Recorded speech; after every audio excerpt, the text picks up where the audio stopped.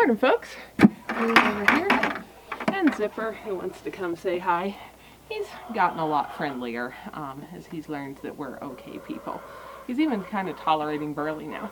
Anyway, I thought you guys would like to see our little morning chicken chore routine and what these guys eat and all that. So, when I come in here in the morning, looks like Rafina is maybe laying an egg. Two other ladies have. This is their water setup that's been working really well so far for the winter. This is one of these regular metal fountain waters, and they usually kick some stuff in it overnight, so I take it outside and just dump a little water.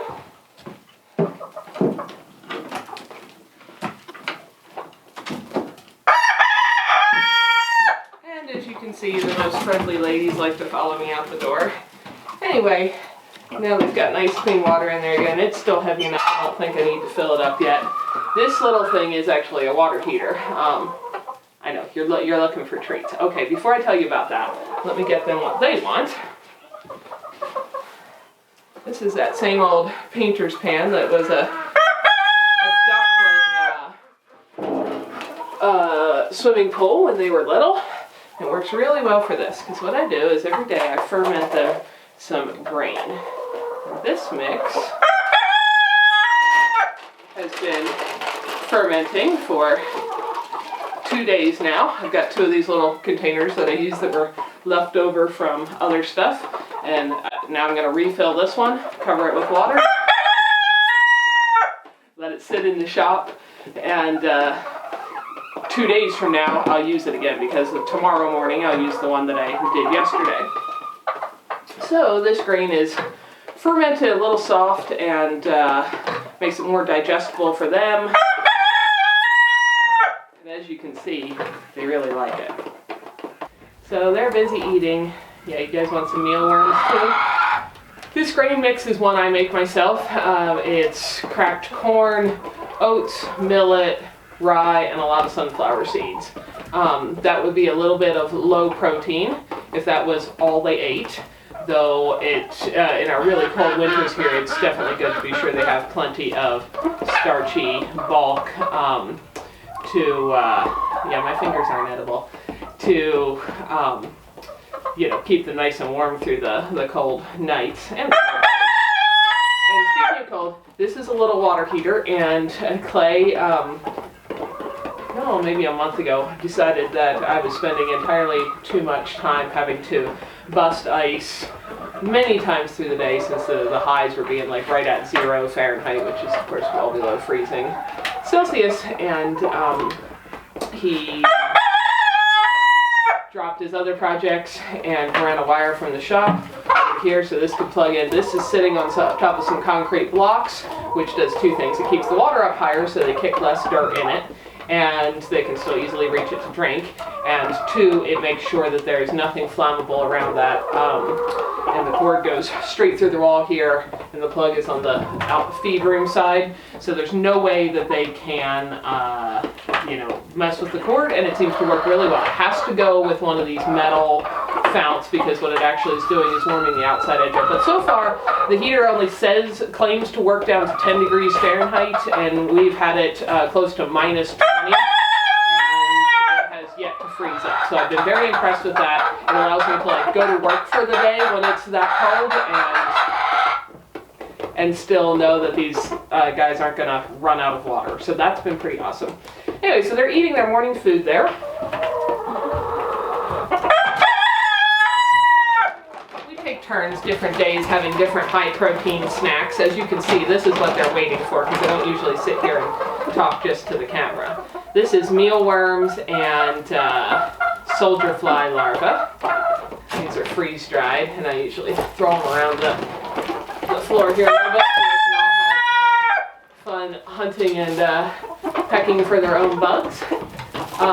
Some mornings we do a handful of that. Some we do the chopped up frozen fish carcasses like you saw. We just try to do a variety in the winter here where everything's so snowy and they can't really go out and get their own bugs to eat so well.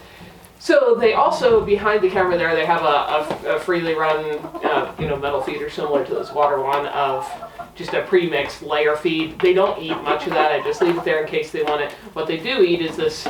It's about 2.5 cups when it's dry of the mixed grain that I ferment for them every day. They eat that in the morning.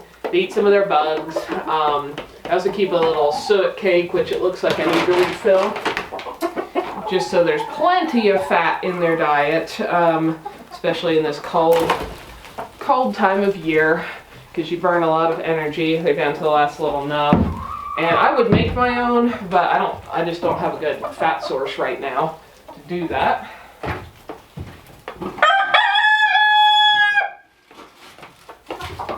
So our local feed store sells these in bulk. It's just, again, cracked corn, I think barley and sunflower seeds, and beef fat, beef tallow. So this is a regular little wild bird suet feeder. I just put a new cake in there and it hangs over here. So there's lots of fat in sunflower seeds, which, as you can probably see there in the pan, are their favorite. Corn is their least favorite. That's the last thing they leave there. In fact, when I open their door here in a bit, I bet the ducks will come in and finish the corn because the chickens just don't like it that much. Oh, you were hungry for some suet, weren't you? Yeah, you need a little fat in your morning. Gotta go hang this up again. So that's what they've been eating. We've also got, looks like 2 ladies laid eggs this morning already. Each one has slightly different shapes and shades. They're all creams and whites. Anyway, that seems to be working well. All winter they've kept laying eggs really well. I'm getting 7 or 8 a day. And no, you don't get to have the eggs. That's not for you. Those are for me now. This is how we trade. Which is normal since Icelandics lay about every other day. We've got 15 hens and 2 roosters in here. And as far as the volume of feed, hi there, Butterscotch. They eat 2+ cups of grain. Like I said, they barely touch their commercial feed. I offer it in case they want it, and they eat the other stuff like the bugs and the fish and the suet cakes, and they seem to be staying in good condition and happy and laying lots of eggs. And so far that seems to be working out real. Oh, and then the other thing I do, which I don't have a bunch of here this morning, every few days, if I don't have kitchen scraps like some lettuce or something like that somebody gave me, I've got bunches of dried herbs that I hung, mince and parsley and nettle, and I want to dry a bunch more of that this year, because I'll just give them, especially if it's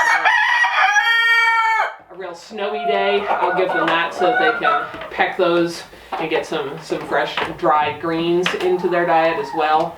And here in a minute, when they have laid a couple more eggs and finished up some of their morning grain gruel there, we'll open the little door and let them out to explore for the day, which they like to do. So that's our morning chicken routine, how we're feeding and watering them. So far it seems to be working well through our long cold winter of below 0 temperatures, which is way below freezing Fahrenheit. We're getting lots of eggs. Got another, looks like another 2 ladies thinking about laying eggs right now. And that's our morning chores. I'm going back in the wood stove now to have my cup of tea now that they're all taken care of for the morning. And then once I finish my tea, I'll come out and let them outside. Pardon the cluttery shelf behind me of all kinds of gardening tools and such, but I've got these big metal trash cans to protect the grain, and that's about the amount that I do every morning. About 2.5 cups, and then I'm going to take it into the shop just because it's warmer in there because of the wood stove, pour water over it, put the lid on, and then it'll sit for 2 days, and this will be the one I feed them in 2 days, and the grains will have all swollen up and fermented slightly and got just a little bubbly and been extra nutritious and digestible. And for the 17 birds, that's all the feed that they're eating every day as far as grain. And why do I store the whole grains like that? They store, they keep their nutrition better and longer, and I feel like it's a more natural way for a bird to eat rather than a ground up or mushed up thing, because that's what birds would naturally do in the wild. And yes, they do have plenty of access to grit, even though I don't have a grit pan in their barn in there. Every day they're outside, and we've got tons and tons of gravel piles, including their favorite dust bath gravel area under the lean-to. So they get lots and lots of grit, which they do need to digest food. And you probably saw there is a pan of oyster shells in there, and we feed them back their own eggshells as well whenever we have enough to grind them up or mush them up and give them to them again. So that's our morning chicken routine. Here you can see the difference between this container, which has been fermenting since yesterday morning, and you can probably see how there's some little bubbles coming up and everything's swollen up and thick and kind of chunky. There's still a little bit of extra liquid in there, but it's mostly been absorbed. And this is the one I just refilled for this morning. You can see the gap there where the sunflower seeds floated up and the corn and such went down, and there's liquid in the middle. That will look like this by tomorrow morning. But this is the one I will feed to them tomorrow and refill, and then this I'll feed the next day, and so on. In the meantime, because I do want to ferment, not just freeze into a wet ice block of grain, these are going to sit over here by the wood stove in the shop, where it just stays just warm enough that they can actually do that rather than freezing into a block of ice.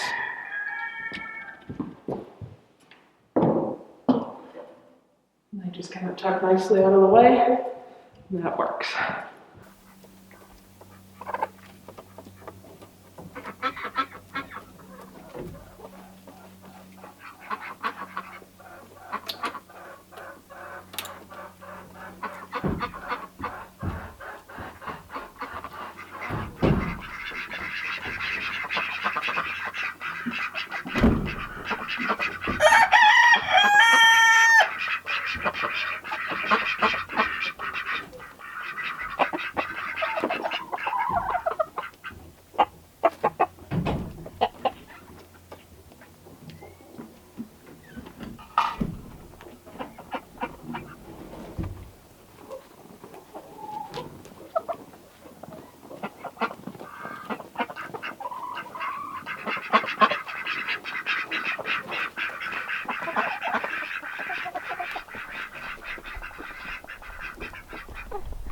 As you can see, there's plenty of gravel melted out at the mouth of and under the lean-to. So they get lots and lots of grit, and they like to crawl under my car and do their dust baths for the day.